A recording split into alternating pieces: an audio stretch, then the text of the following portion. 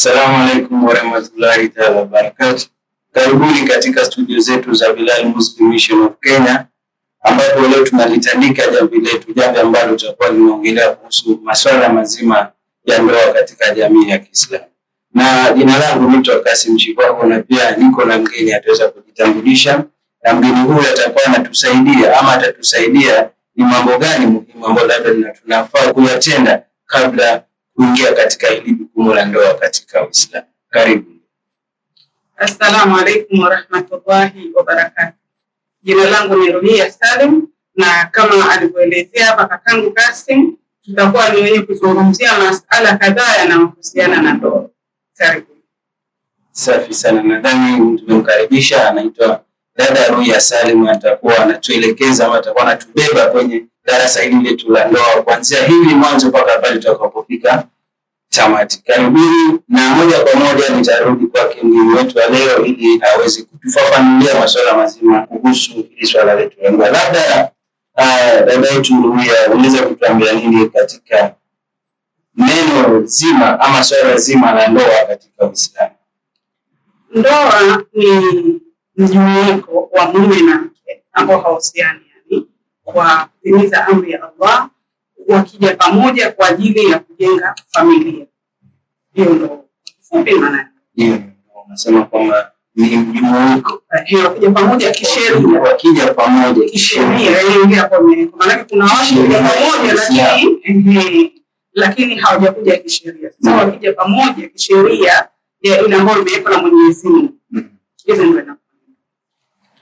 Na tumepasana na ndoa kadha, manake hata mtumie neno ndoa, manake naona huko nje bado watu wanaoana nje ya sheria na bado wanasema ni ndoa, kwa sababu katika jamii mbalimbali bado watu wanaoana kimya.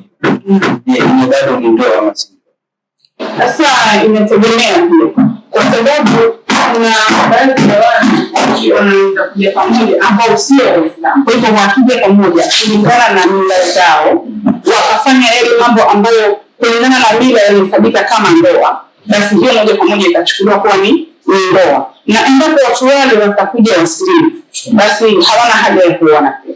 Ile ndoa yao itakuwa imekwisha. Hapo ni bado na swali. Je, hii ndoa ni ndoa? Hii ndoa ni ndoa. Je, kuna vizingiti gani ama kuna ruhusa ipi ambayo ipatikane ili ndoa isimame? Kikubwa ambacho chapatikana ili ndoa iwe kutolewa na ridhaa ya mwanamke. Maana mwanamke kama hajaridhia katika ile jambo, ingawa kunao watu ambao hulazimisha watoto wao ili kulingana na mila zao ama bibi, mtoto akalazimishwa mahali ambapo hakutaka. Lakini ili ndoa iwe kutolewa ni ridhaa ya hao watu wawili, mume na mke. Hususan huyu mwanamke apate kuridhia na ile jambo, apate kuridhia kwa mwenza wa yule mwanamke. Hiyo itakuwa ni ndoa. Pamoja na kulingana na dini sasa, lazima kuwepo na kitu kinaitwa mahari. Mahari yakiwepo na ridhaa yule mwanamke, basi unaweza kuona na wakaita hii ndoa sasa.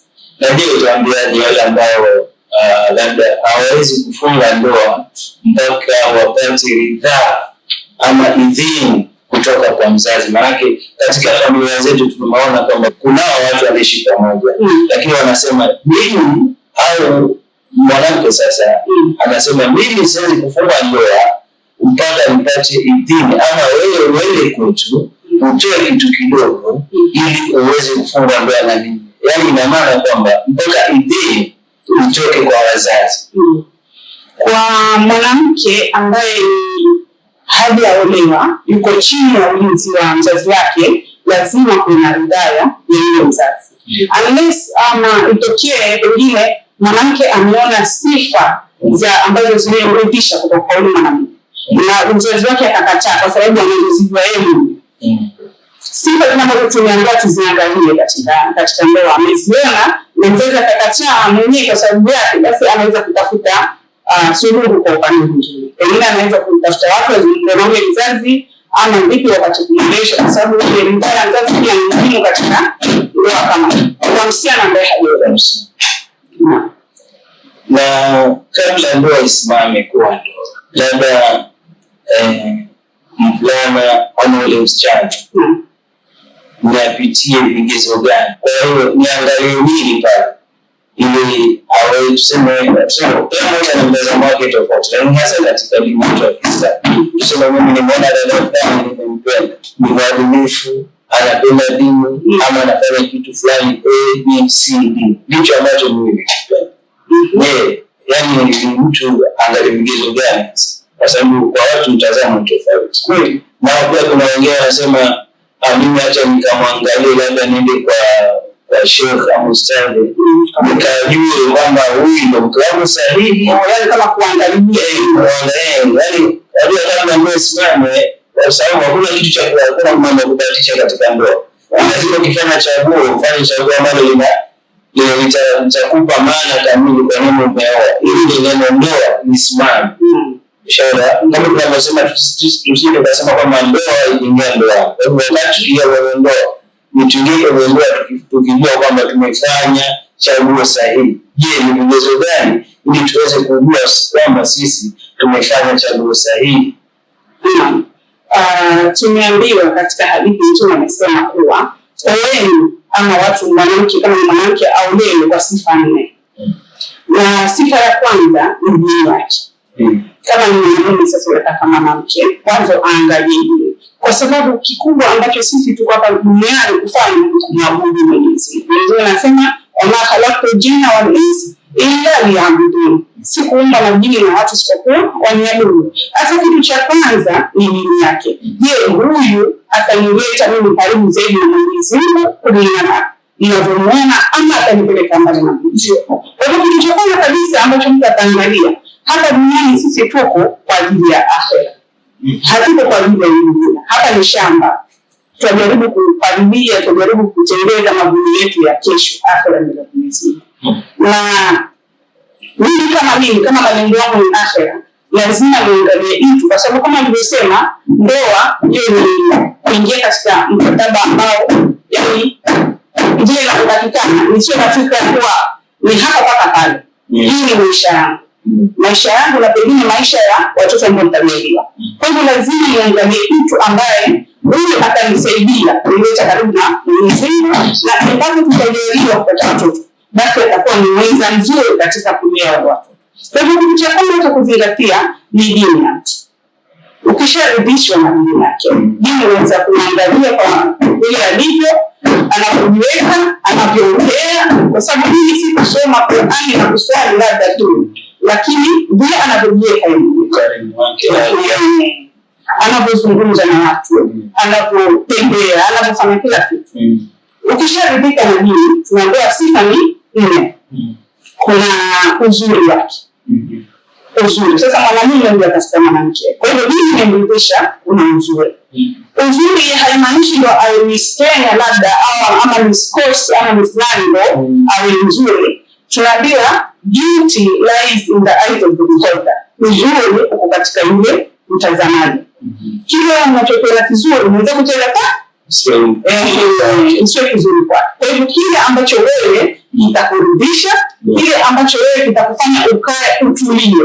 Kwa sababu kama ni wazuri wanazaliwa kila siku nzuri wako, lakini huyu nikimpata huyu nitakapita. Kwa hivyo uzuri anaanisha hivyo. Kisha tunapokuwa tuangalie na mali yake. Mali kwa maana sio mtu awe tajiri, lakini kwa maana ya kuwa kitu alichonacho wewe unaweza kuishi nacho. Wewe unaweza kuendelea kwa hali hii alionayo. Yaani mali ya vitu ama mali ya jinsi mwenyewe. Mali ya vitu. Sasa kile ambacho huyu mwanamke anacho, mimi naweza kuishi naye vile alivyo kulingana na ile mali alionayo. Ana ngombe ni kuishi naye, ana kitu kama hivyo. Sasa hivi kesho usipate mwenye mali zaidi ukavutiwa na yeye ukamsahau, kwa sababu wewe utakuwa umependa mali yake. Yaani kumaanisha umependa kile kiasi ambacho Mwenyezi Mungu amemruzuku nacho.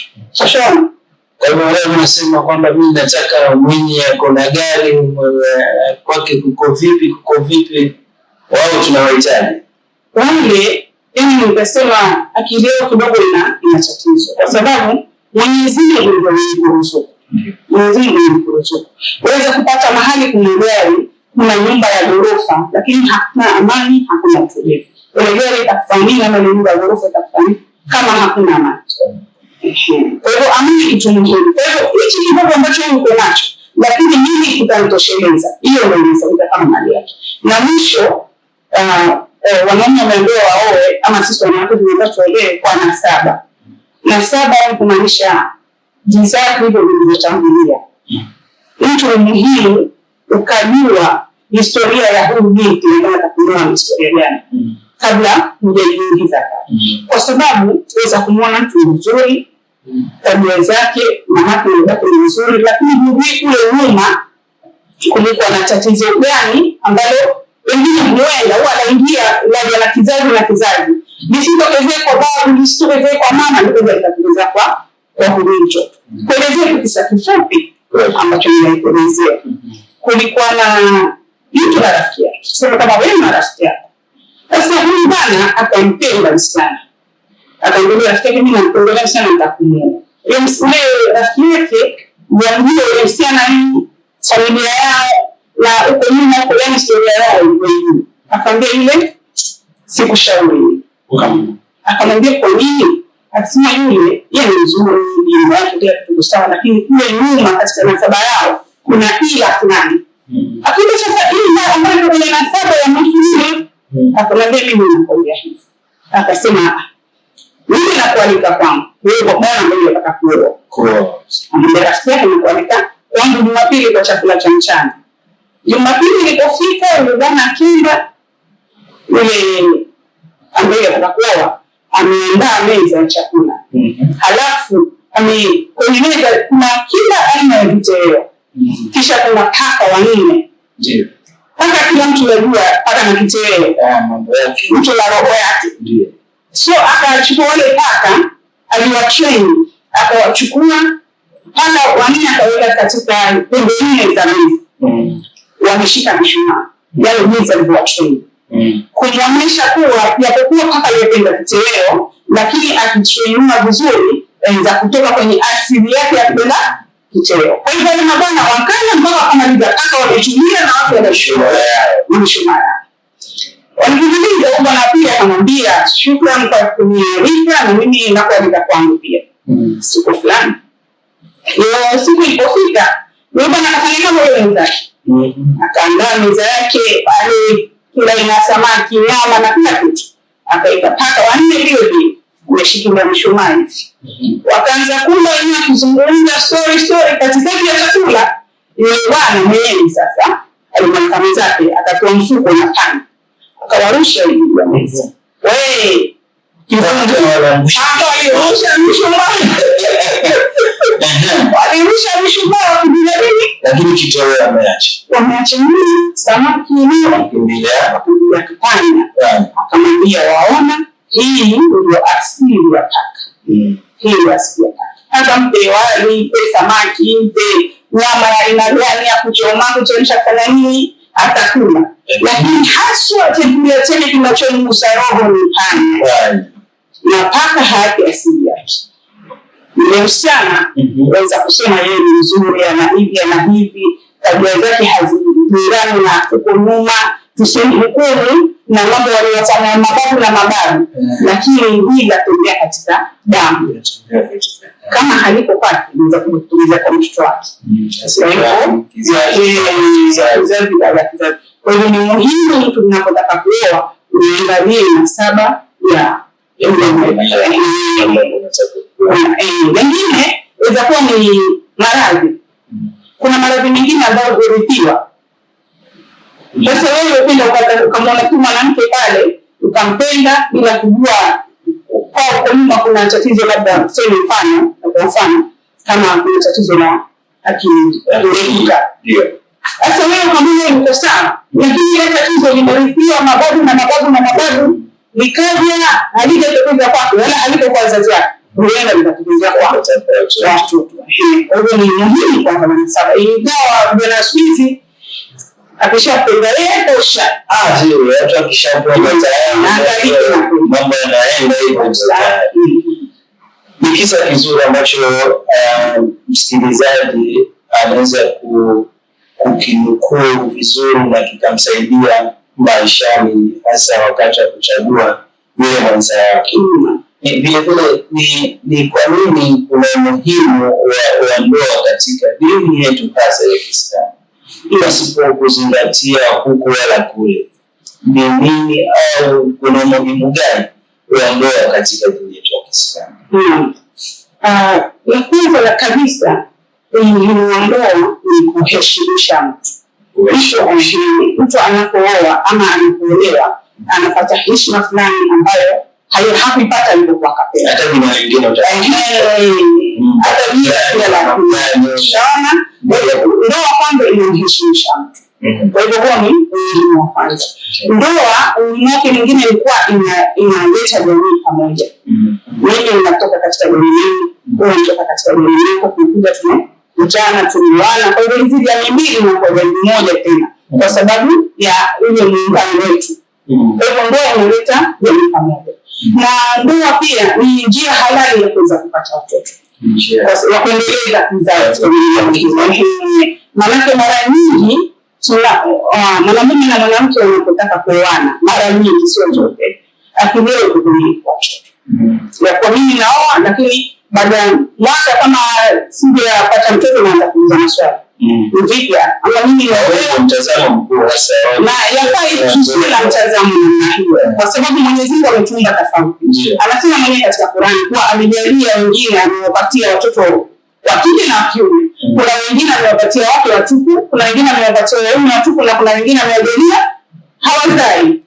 Kwa hivyo wewe kila alichokuwa Mwenyezi Mungu mtihani kwako, sio kitu cha kumfahari nacho. Eti mimi ninazaa ama mimi nina madume na mimi wenyewe naposema nina majembe. Si kitu cha kujifahari nacho. Kile Mwenyezi Mungu amekuruzuku, na dakika hiyo unaweza akakichukua. Kwa hivyo inakuja kama matokeo ya ndoa. Ni jambo zuri, lakini isiwe ndio lengo haswa la ndoa. Kwa sababu hili ndio kama amejaliwa kizazi, ama wewe mwenyewe pia unajui kama umejaliwa kizazi, ukiweka watoto mbele baadaye inakuja na mgongano, kwa sababu hatukuzaa na sisi Mungu wetu kwa kupata watoto. Tunaona familia nyingi katika sehemu tofauti ambapo tumeweza kutembea ama katika kule tunakoishi, ni kwamba tumeona familia ambazo labda utapata Maja amepata ile mtazamo wake, labda ameolewa baada ya miaka 2-3, alionyesha dalili yoyote ya ujauzito, lakini utapata mama Maja pale anaanza kumkaribia. Bila mkuu hawezi kukaa, mwanangu hawezi kukaa na tasa, mwanangu hawezi kukaa na mtu fulani, hawezi. Unaona kuna ile familia ama kina mama kama hao walikuwepo na nadhani bado wapo.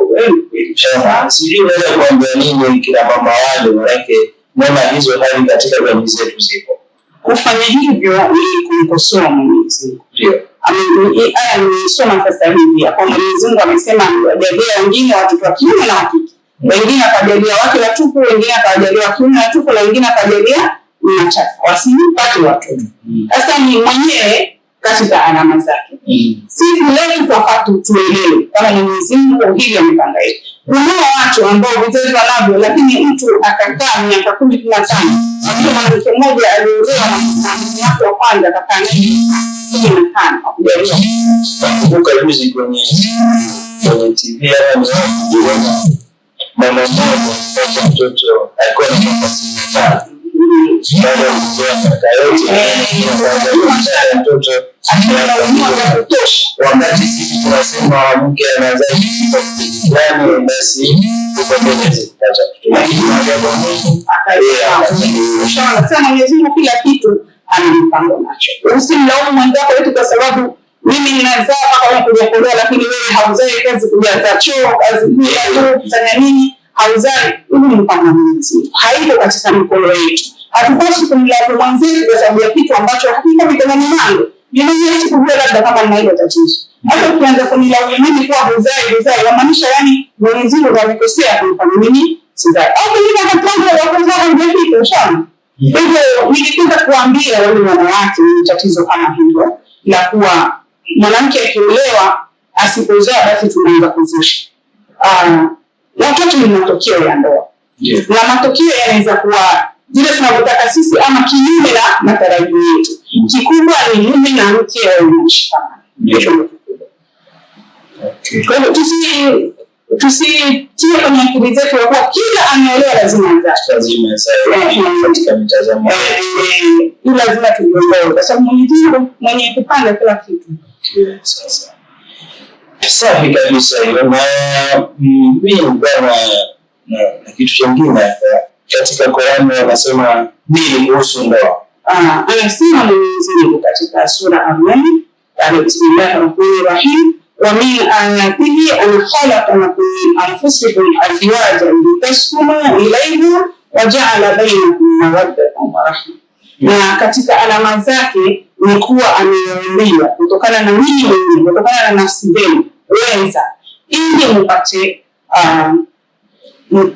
wajana bainakum mawaddatan wa rahmah, mpate mapenzi na huruma. Kwa hivyo lengo haswa katika hii aya ni kuwa ndoa inamfanya mtu apate mapenzi na huruma.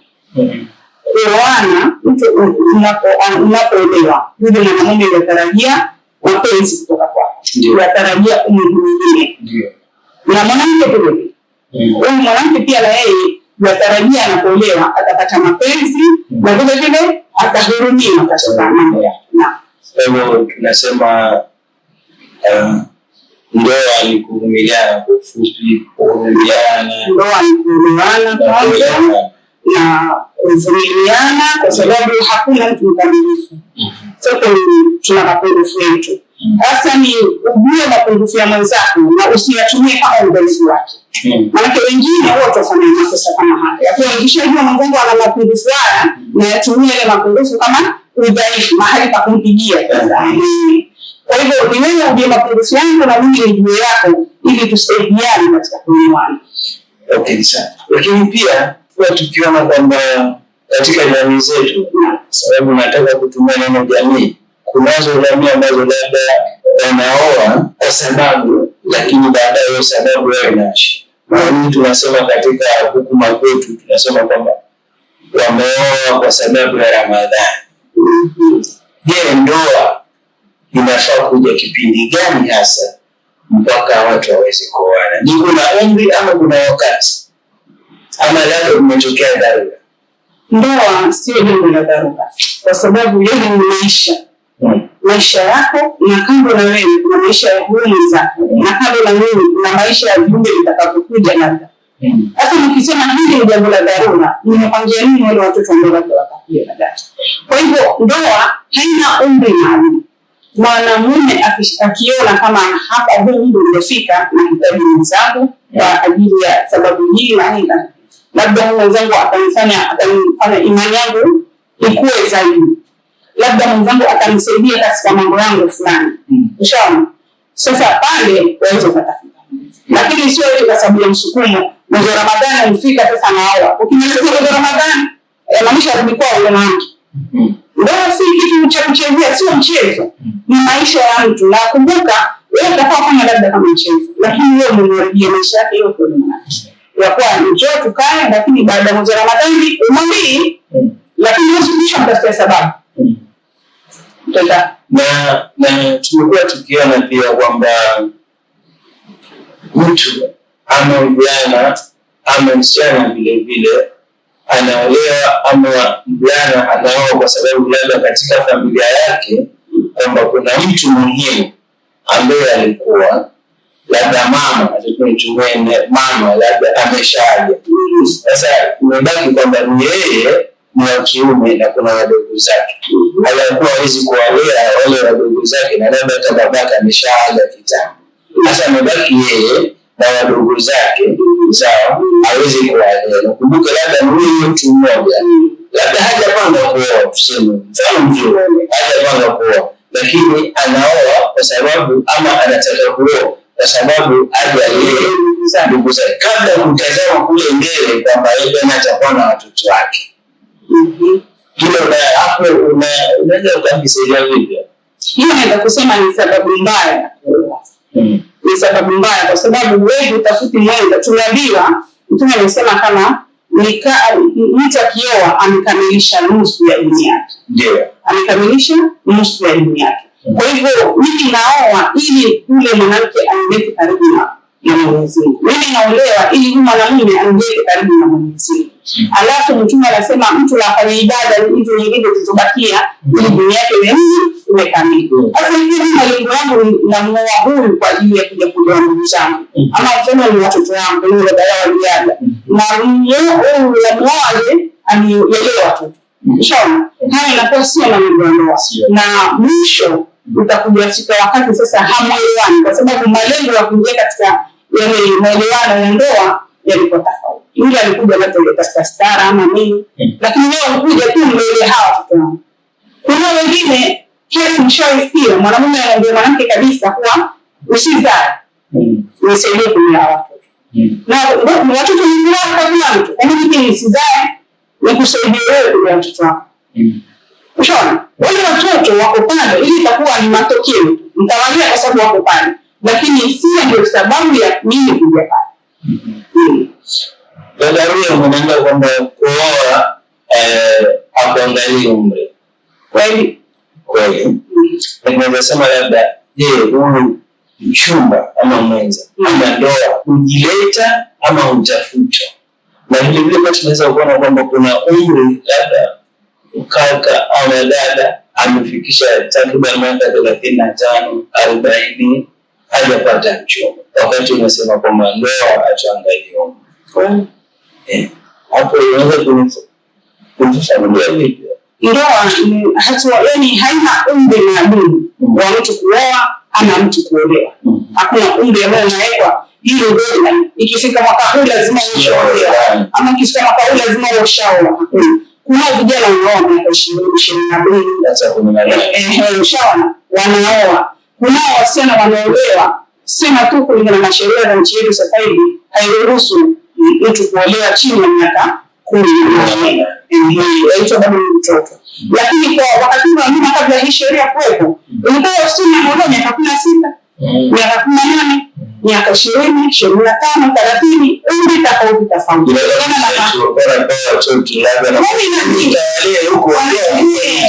Mtu mwenye hajavunja ungo, yeye vunja ungo kwa huko. Endelewa na mke mwenzake. Kama mtoto alafu sasa ndio bibi.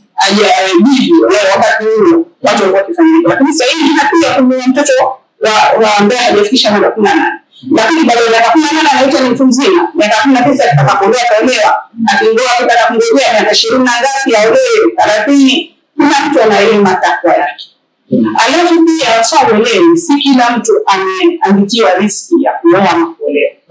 Waweza kuhubiri ile kuwa na matumaini ya kuolewa. Lakini Mwenyezi Mungu hakukuandikia ile riski. Ukangoja kuna watu tunawajua ambao mtu amengoja umri wake mpaka amefikisha miaka 50 hata mwanamume wa kumsimamisha njiani amuulize kama anaweza kuja kweli ama asije hapati. Ushaona? Ile ni riski maalum ambayo Mwenyezi Mungu kuna baadhi ya watu hakuwapa sio kwa sababu hawapendi lakini mwenyewe huelewa sababu kwa nini Mungu sikujalia kupata nini. Hivi na Mungu maalum. Ndoa ya Mtume na Bibi Khadija mfano mzuri.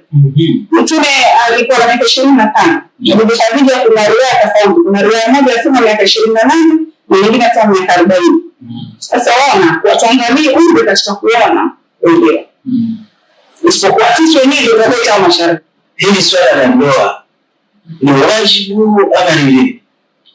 Kwa hivyo ukifanya vile kuoa utakuwa umefanya ibada. Vile tumejua na tuwaamrisha kama mtu aoe. Shaona utafute mwenza kama nilivyosema ametumbia asiweza. Kwa sababu ukifanya jambo kama hilo utakuwa umefanya ibada. Shaona. Lakini ukiona kama nisipooa nitakuwa niko salama. Imani yangu itakuwa salama. Sitakuwa katika hatari ya kuingia katika dhambi. Hauna lazima. Lakini pia wahofia kama nisipooa nitaingia katika dhambi, nitakwenda kufanya zina. Basi sasa itakuwa lazima kuingia katika wajibu sasa. Itakuwa jiwe kulazimisha uoe ili uepukane na dhambi. Lakini katika dunia sasa mimi na bora kuoa. Si bora kuoa bora. Sema kwa bora si vizuri kuoa kwa sababu tayari tumeona kwamba generation tunayoishi hivi sasa ni tofauti na generation iliyopita baadaye. Kwa hivyo tutaendelea kusema kwamba labda kuna mtoto anaenda kulelewa na bibi zake, lakini hajui kwamba atakuwa bibi zake na anaenda kukaa salama kwamba ile kipindi cha baba siku kwanza sasa yeye bibi ama yeye ni mke mwenza na mtu anaishi vizuri. Kwa sasa naona kwamba kwa hali hiyo hakuna kwa sababu nyingi ya nikivile kwanza upande wa wanaume, yani wanakuwa imekuwa ni lazima kwao kuoa kwa sababu utandawazi umechangia pakubwa sana. Sisi wanawake wanaangalia utandawazi naje kwa wanaume. Utandawazi umechangia pakubwa. Sasa kuna baadhi ya picha, baadhi ya sinema ambazo watu wanaangalia ambazo zina corrupt hizi akili. Sasa mtu akishaona vile tayari unafikiria masuala ya ngono. Na ili usifanye dhambi, basi unaamrishwa kufanya nini? Kuoa. Sasa unaona sasa hii imekuwa kama lazima kila kijana mpaka ao. Asioa, ukimwona kijana haoi, hataki kuoa. Nasamea kwa kusema hivi, lakini mara nyingi huwa wanapiga punyeto. Masturbation. Hata yasema yeye hana shida na ndoa. Jamaa wao ndio. Jamaa lazima waoe. Kwa sababu usipooa na katika zama hizi tulizo ni ngumu sana vyakula vachangia pakubwa. Wachangia pakubwa. Sasa usipooa kuna hiyo hatari iko asilimia karibu 100 ya kuingia katika dhambi. Kwa hivyo vijana lazima wahimizwe kuoa. Lazima wahimizwe. Vile vile kwa upande wa wasichana. Msichana sijui kwa nini msichana atakataa kuolewa. Yaani hiyo sababu haijaingia kijini. Wao wanasema siku hizi single mother anataka kuolewa. Sasa yeye single mother yeye yuko radhi azalishwe nyumbani. Lakini asiolewe. Shaona mtu yuko radhi kuingia katika dhambi lakini asiolewe. Na ni nitasema mchango mkubwa hili unakuja katika yale mambo ambayo tunaona katika macho yetu. Mwanamke familia na yule mwanamke kila siku jambo la kipigo kutoka kwa mume wake. Kila siku. Mimi natamani leo. Kwa nini? Huyu mwingine yeye anashindishwa na njaa, mume pesa nazo lakini haangalii kula angalii chochote. Nasema sisi tuko na pesa zetu. Shida ya kizazi sasa hivi nini? Wanaume wamekuwa wavivu. Wanaume wamekuwa wavivu katika kulea familia zao. Suala la malezi ya mke na familia ni la mwanamume. Mwanamume anatakikana atafute amtenge. Lakini wanaume wetu hii tulionao 90% wanataka kufungwa kama paka.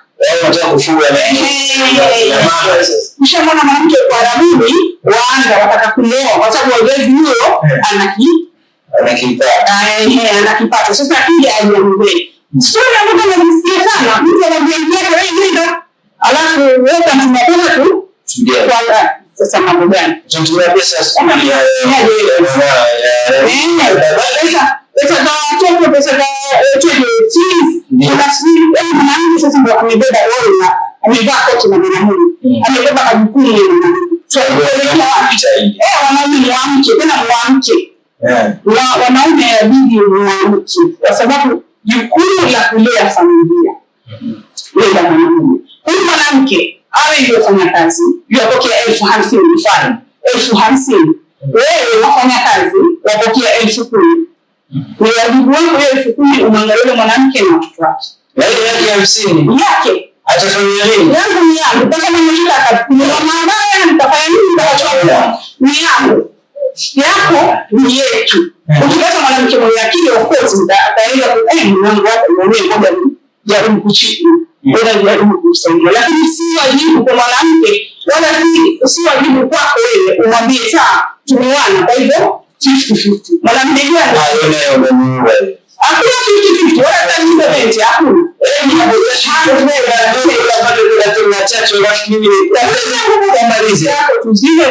Ukitaka kusema Mungu hana muda nicheze kwenye chumvi, ngoja atasikia watoto Mungu ya yangu lakini huwezi lazimisha wala kumshirikisha. Kwa hivyo wanawake ningependa kuwaambia mjue kuwa kila kipato unachokipata wewe, mwanamume hana jukumu la kukuchukua wala wewe huna jukumu la kumpatia mume wako.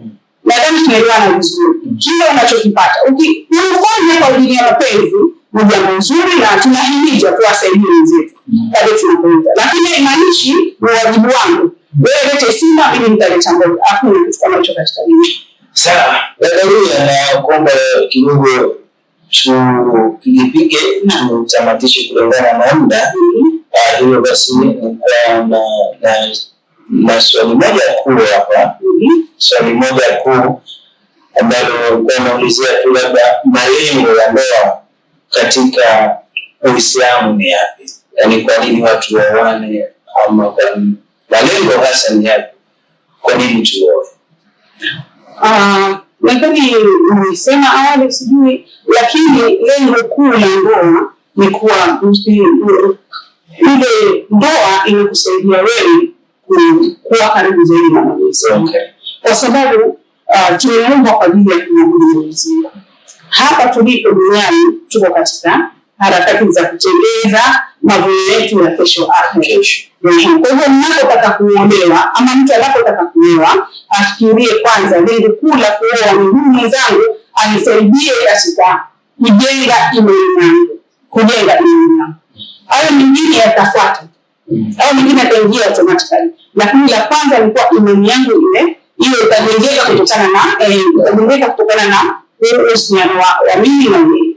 Lakini uende tu kama mwanamke kwa sababu ni mzuri, basi haulali wewe huni kashiba kwa sababu yake. Waje kumweka ndani ya nyumba. Kwani ni talaka ngapi tushazisikia baada ya miezi michache? Kwa sababu hatakuwa na malengo. Ukiwa na malengo, utatafuta mwanamke anayestahili. Utatafuta mwanamke mmoja huyu anastahili kwa mke wangu. Huyu anastahili kwa mama wa watoto wangu. Lakini wewe mchukua kwa sababu ni nzuri, kwa sababu mimi sio mbaya kuweza kufanya kazi. Mwanamke kirembo, ngoja aongeze kama ufupi tutamika bali. Ziweze kutolewa na kwa nini unijue mtu kwa uhalisia wake na ujue huyu atanisaidia katika kujenga mimi. Hilo ndio nafanya mjenga kula ndo. Alafu hayo mengine yatakuja baadaye. Anaitwa dada Ruya ambaye leo amekuwa mgeni wetu na ametuelekeza hasa kuhusu masuala mazima ya ndoa. Maanake ameweza kutuambia kwamba ndoa kwanza ukipata mke mwema basi heshima yako inapanda. Nakumbuka siku moja kama mwenyewe nilikuja nikasema hata mimi jina langu limeanza kubadilika. Hawaniiti na jina langu lile ambalo nilipewa wakati nilizaliwa na babangu. Naitwa baba fulani. Na mwenzangu anaitwa mama fulani. Ndio heshima hapo imeshapanda. Vile ndoa tunaona kwamba inajenga uhusiano wa kwamba wewe uko karibu na Mwenyezi Mungu. Kwamba ukipata mwenzako basi atakuwa anakukumbusha kila saa kwamba hii ni time ya kwenda msikitini. Ulikuwa unafanya hivi na uombe dua gani? Ukitaka kufanya hivi lazima ufanye hivi. Na watoto pia wanapata msingi mzuri. Kwa sababu kiwa mwanamke ambaye mjibabana katika dunia yake, watoto watakuja kusumbuka na hakuna mwelekezi. Na yeye ndio mama, ndio madrasa. Mama ndio mlezi wa kwanza, mwelekezi wa kwanza wale watoto. Kwa hivyo mkioa mmoja hiyo fikra kichwani. Labda kibogezo chetu cha leo tutambia nini? Na napenda kusema kuwa ndoa mtu asioe kwa sababu ya sukuli. Mwanamume usioe kwa sababu ya rafiki zangu wote umri wangu wanaoa sasa hivi nabaki mimi. Ama mwanamke usiolewe kwa sababu labda umri wamepita. Wenzako washaolewa, mimi bado niko nyumbani. Usiolewe kwa sababu ya wenzako wameolewa. Kila mtu Mwenyezi Mungu amempangia riziki yake na kila mtu Mwenyezi Mungu amempangia wakati wake wa kupata hiyo riziki. Kwa hivyo muhimu ni kupata mwenza atakayekuleta karibu zaidi na Mwenyezi Mungu atakayekusaidia kujenga imani yako. Hilo ndio muhimu. Safi kabisa. Ni dada Ruya huyo. nami nasema kwamba familia njema basi hujengwa na ndoa njema. Naitwa Kassim Chigongo, tupatane katika kipindi kijacho. Asante.